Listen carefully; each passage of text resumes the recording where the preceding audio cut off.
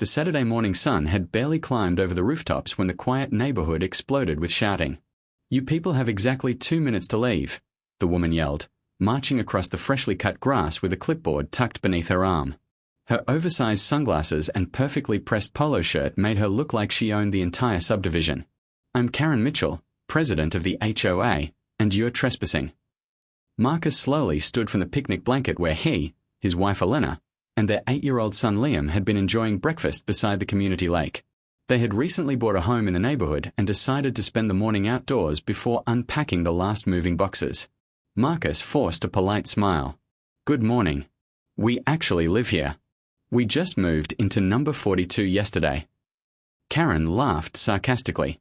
"Oh, please. I've been president of this HOA for 6 years. I know every homeowner here, and I've never seen any of you." Elena calmly reached for her coffee while Marcus pulled out his house keys. "We can show you the address if you'd like." "I don't need to see fake keys," Karen snapped. "What I need is for you to leave before I call the police." Several neighbors began watching from their driveways, whispering among themselves. Liam quietly moved closer to his parents, confused by the angry stranger. Marcus sighed. This really isn't necessary." "It absolutely is," Karen barked as she pulled out her phone. "People like you think the rules don't apply to them." Within minutes, 2 patrol cars rolled into the neighborhood. The officers stepped out, expecting to find a dangerous disturbance. Instead, they saw a family sitting beside a picnic basket while an enraged HOA president waved her arms dramatically. Karen rushed toward them. "Officers, thank goodness you're here. These people broke into our private neighborhood park and refused to leave." One officer approached Marcus. "Sir, can I see some identification?" Marcus handed over his driver's license without hesitation. "We just moved in yesterday." Before the officer could reply, Elena quietly opened her handbag. "I also have identification." She removed a dark leather wallet and flipped it open. A polished federal badge gleamed in the sunlight beside an official photo identification card. "I'm Special Agent Elena Brooks," she said calmly.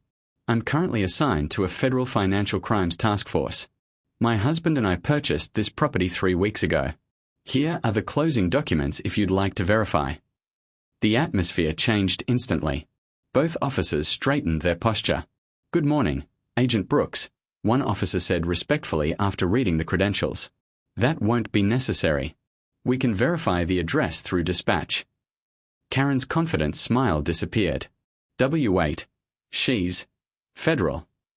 Dispatch responded over the radio only seconds later.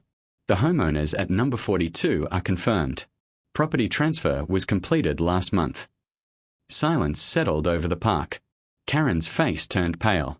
She slowly looked from the officers to Elena's federal identification, realizing she had accused legitimate homeowners of trespassing, called the police without evidence, and caused a public scene in front of half the neighborhood.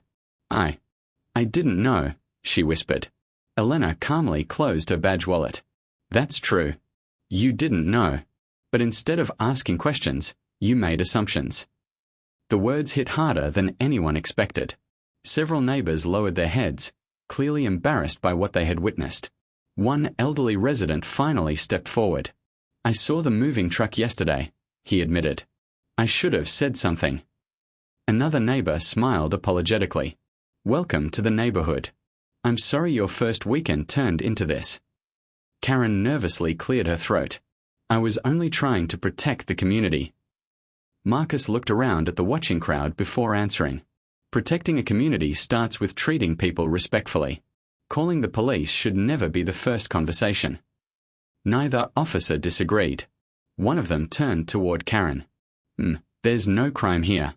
We'd appreciate it if future neighborhood concerns were handled with a conversation before requesting emergency services." Karen nodded without saying another word. As the patrol cars pulled away, neighbors slowly approached the family, introducing themselves and offering help with unpacking. Within minutes, children were playing with Liam, and someone even brought over homemade lemonade. Karen quietly walked back toward her house alone, the clipboard hanging awkwardly at her side. Elena watched her leave before slipping her federal ID back into her purse. Marcus smiled. "You know," he said softly, "I was hoping our first weekend here would be memorable." Elena laughed. I just didn't expect it to become neighborhood history. Around them, the tension had completely vanished. What began with suspicion ended with new friendships, proving that respect builds stronger communities than authority ever could, and that the most powerful credential isn't a federal badge, but the willingness to treat strangers with dignity before judging who they are.